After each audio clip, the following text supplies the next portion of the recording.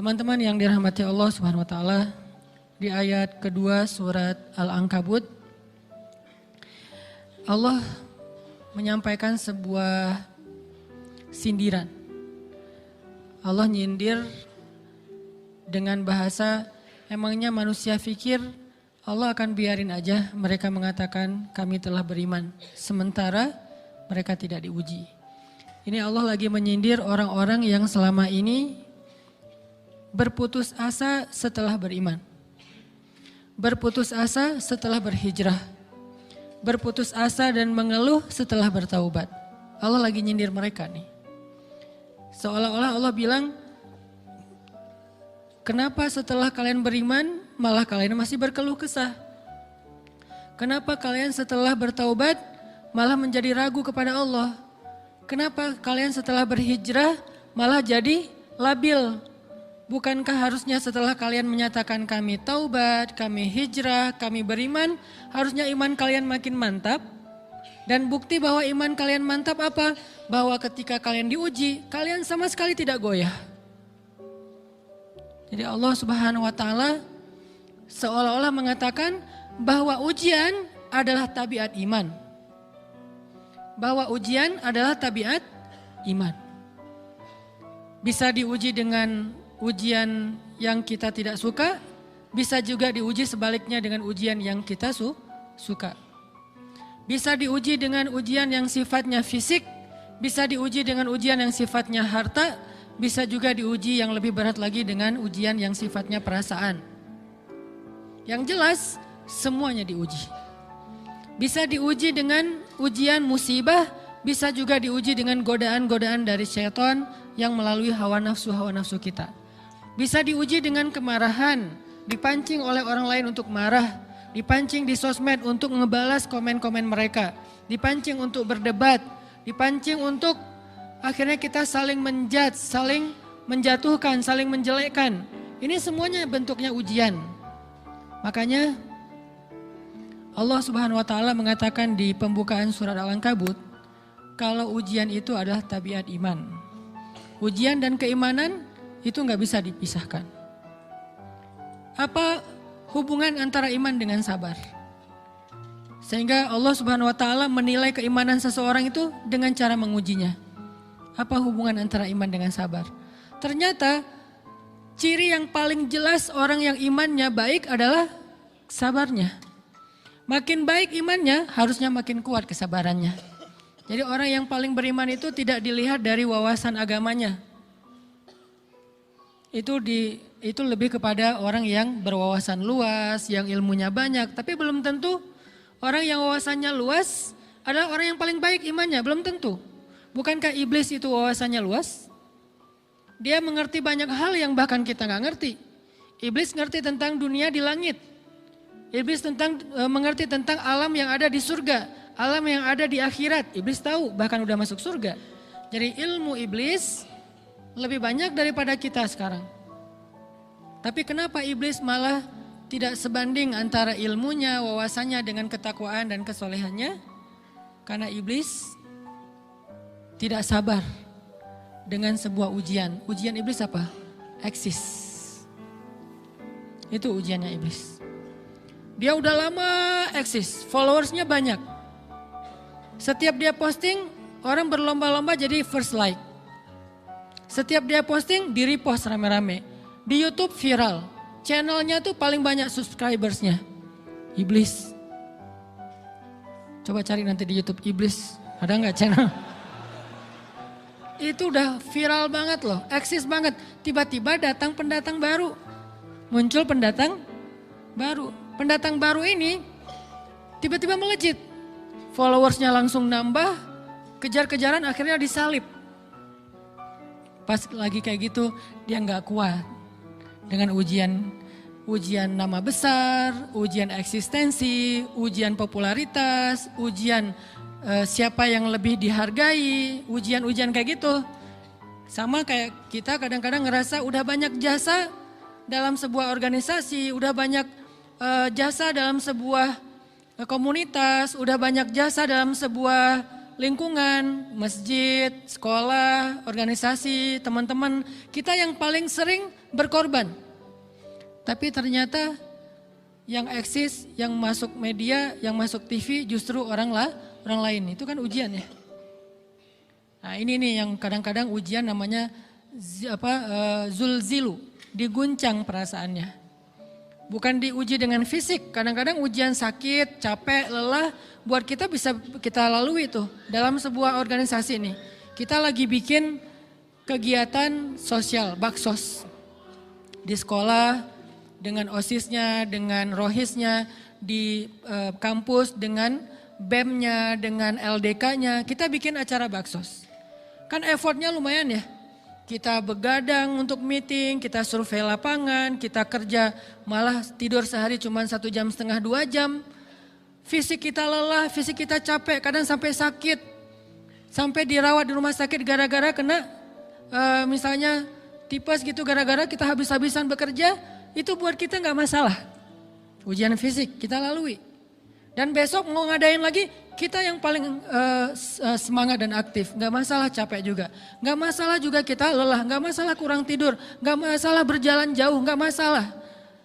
Satu, ujian harta. Kita yang justru nombokin.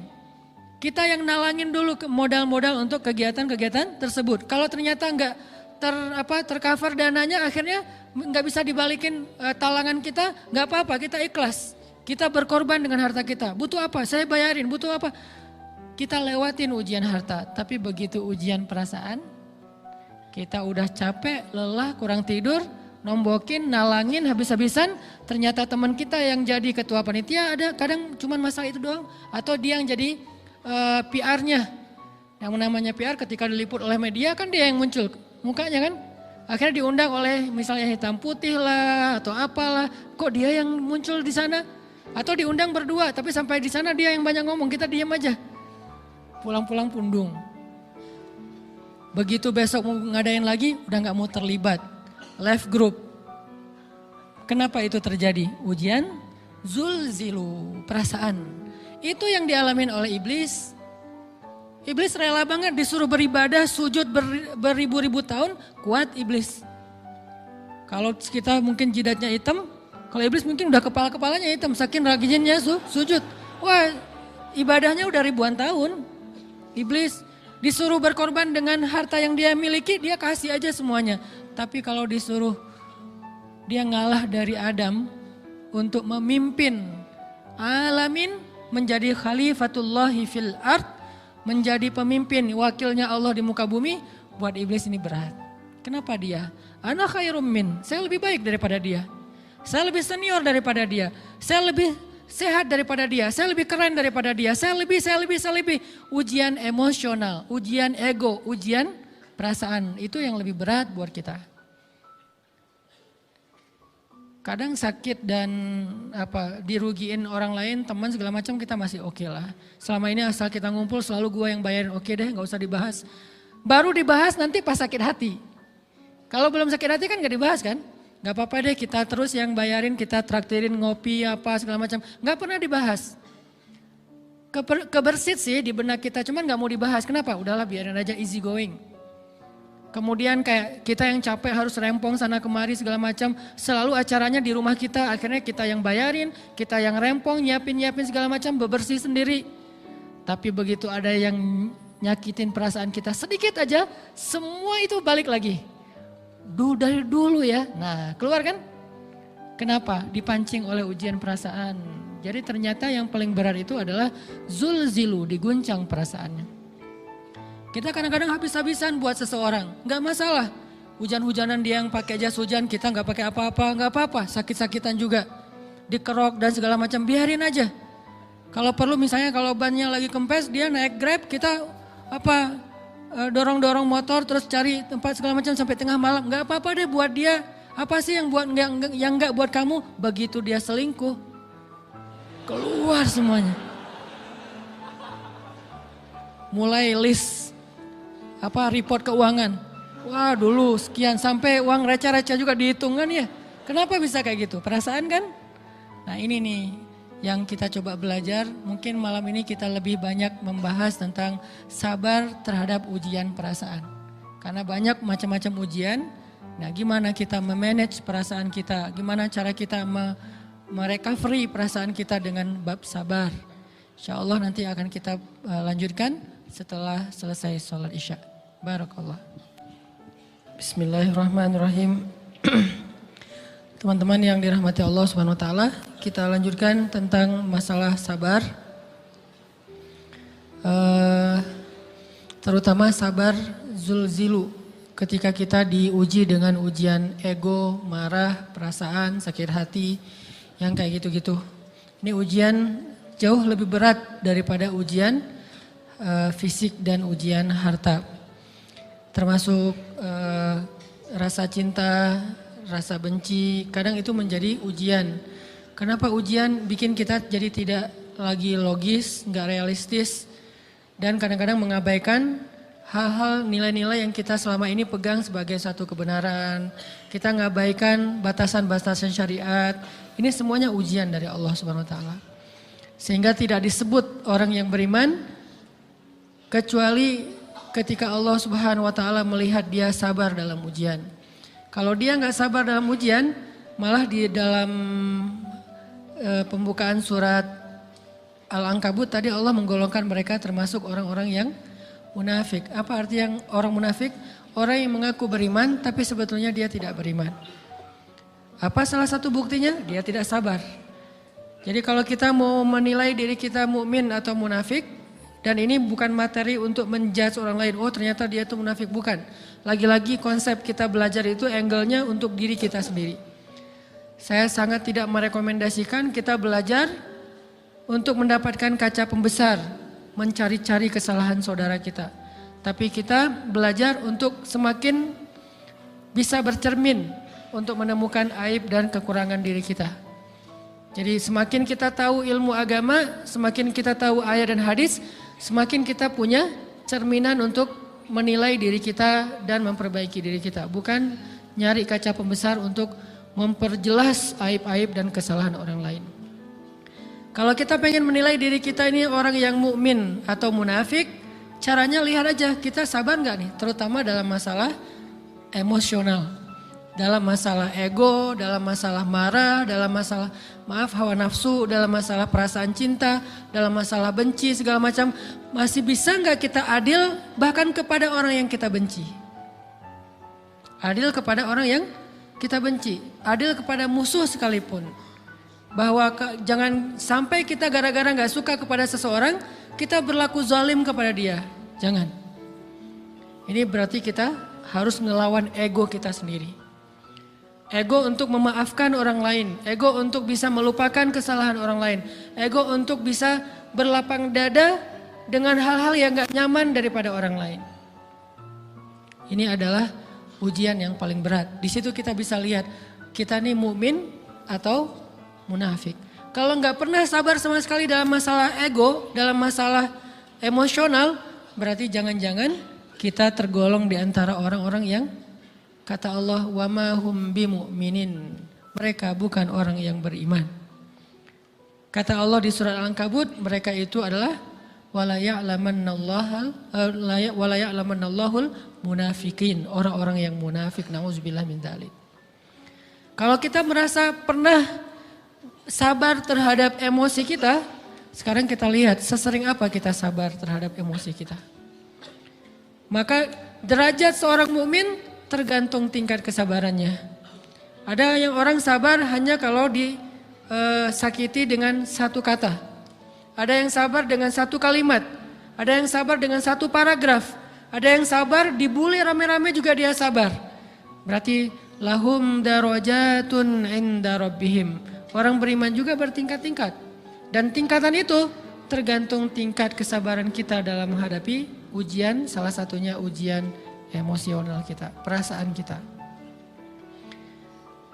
Sehingga teman-teman yang dirahmati Allah SWT, salah satu program kita untuk terus mengembangkan diri, program untuk tumbuh, program untuk memperbaiki diri kita di hadapan Allah itu adalah coba kita program dalam sehari aja, terus kita nilai berapa kali kita berhasil ngelewatin ujian emosional. Bukan cuma marah, termasuk cinta, benci, tersinggung, sakit hati kayak gitu-gitu. Berapa kali kita bisa berhasil melewati itu dalam sehari. Gak usah seminggu, sehari aja. Di jalan, sama temen, di grup WA, di IG, di Twitter, di mana gitu. Coba kita lihat berapa kali kita bisa menahan diri kita dan bersabar. Bukan berarti tidak respon ya, bukan berarti pasif. Kita bisa merespon tapi dengan cara yang elegan. Kita bisa merespon tanpa harus memperlihatkan emosional yang meledak-ledak. Bukan berarti ketika disakiti orang, dihina dan segala macam kita diam aja. Gak selalu kayak gitu. Kadang-kadang kita perlu merespon untuk mengklarifikasi, tabayun kalau kata orang-orang yang dalam ilmu fikih. Kita harus tabayun. Tapi tabayun dengan marah itu beda. Tabayun dengan mencela itu beda.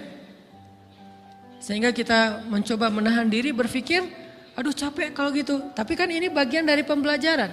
Makin terbiasa kayak gitu, terbiasa elegan, maka otomatis jadi nggak terlalu repot lagi. Kan awal-awal bersikap pengen yang bijaksana, yang elegan, yang dewasa, itu kan kadang-kadang harus diusahain ya. Karena belum mengkarakter, harus mikir dulu gimana ya sikap yang paling dewasa, gimana ya sikap yang paling bijaksana, gimana ya sikap yang paling wise, gimana ya sikap yang paling elegan, masih mikir. Tapi setelah berkali-kali kita latihan, lama-lama itu menjadi spontanitas kita. Dan kalau udah bisa kayak gitu, insya Allah kita sudah mulai meniru nih akhlak Nabi Muhammad SAW. Ini ujian perasaan banget. Kalau tadi saya ngasih contoh diselingkuhin itu sebetulnya cuman bercanda ya. Karena diselingkuhin ini pastinya bukan ujian. Tapi musibah. Pengkhianatan ya, tidak ada tempat. Gimana kita ngelawan perasaan kita kalau lagi kayak gitu? Gimana kita ngelawan perasaan kita kalau lagi diuji? Gimana cara kita bersabar? Karena iman dan sabar itu bisa dibilang satu paket. Gak disebut orang beriman kalau gak sabar. Dan insya Allah orang yang sabar itu adalah ciri-ciri orang beriman. Gak mungkin disebut orang beriman kalau gak sabar. Kita pikir memang iman itu hanya ucapan. Kalau iman itu cuma ucapan, inna sholati wa nusuki wa mahyaya wa mamati lillahi rabbil alamin, gampang. Kalau iman itu cuma ucapan, hasbiyallah wa ni'mal wakil, gampang. Kalau iman itu cuma ucapan, la haula wa la quwata illa billah, gampang. Kalau iman itu cuma ucapan, iyyaka na'budu wa iyyaka nasta'in, gampang. Tapi Allah mengatakan, wa ma hum bimu'minin. Ahasiban nasu ayyutraku ayyakulu amanna wa hum la yuftanun. Emangnya cukup dengan hanya mengatakan kami telah beriman lalu tidak diuji? Ternyata iman adalah sabar dalam ujian.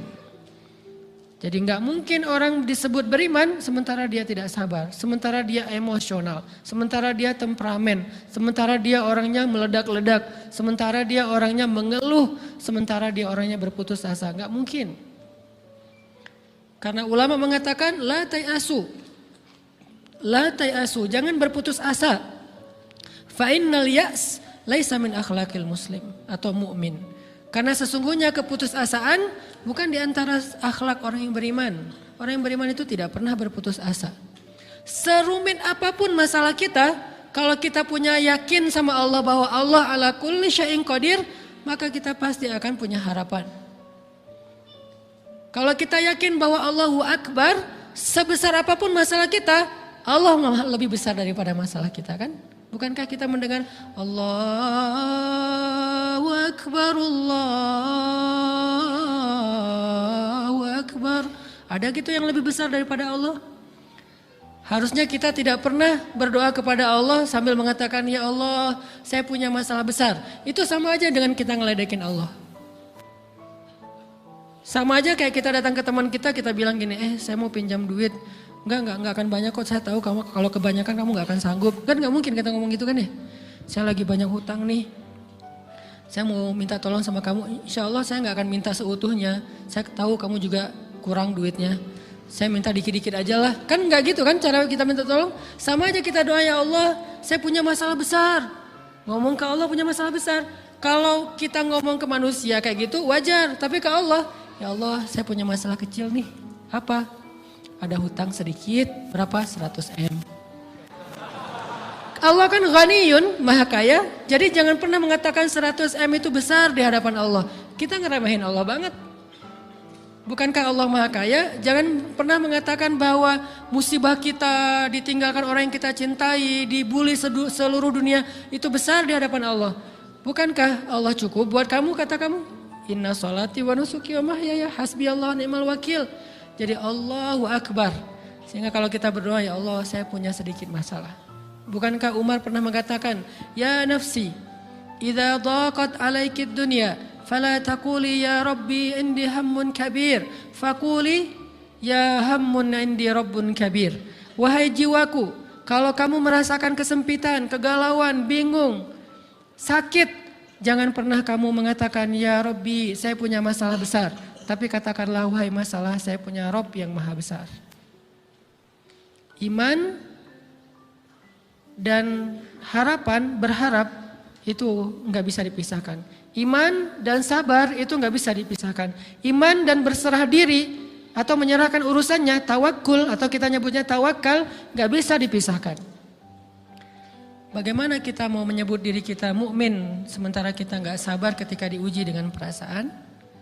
Alhamdulillah kalau kita selama ini masih bersabar dengan ujian fisik. Ujian fisik yang setiap hari kita alamin apa? Lelah, capek, pulang kerja, pulang sekolah, pulang dari kampus, ngaji. Capek kan? Belum lagi macet-macetan, belum mandi pula. Dari tadi pagi, dari semalam kurang tidur, dan segala macam. Lelah, capek, ngantuk. Kadang-kadang sampai drop kesehatan kita. Kita bisa lalui itu, nggak apa-apa, capek-capek juga. Yang penting saya pengen belajar.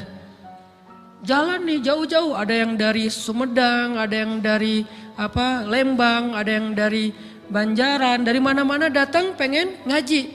Jarak jauh nggak apa-apa, macet nggak apa-apa, lelah nggak apa-apa, habis duit nggak masalah. Tapi sampai di sini kesenggol dikit aja sama teman kita dalam ucapan mungkin, dalam ekspresi kadang-kadang kita senyumin nggak dibalas senyum, atau mungkin hal-hal sepele. Itu bikin seolah-olah amal kita yang udah habis-habisan tadi jadi berkurang sampai habis pahalanya. Ujian perasaan. Kadang-kadang datang ke sini nggak ada rasa tidak nyaman sedikit mungkin dengan teman kita atau dengan orang yang di sebelah kita.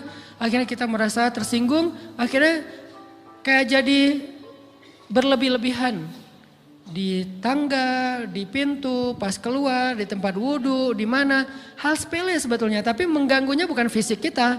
Yang terganggu bukan harta kita, tapi yang terganggu perasaan kita nih, rasa nyaman kita yang terganggu. Seolah-olah hilang semuanya.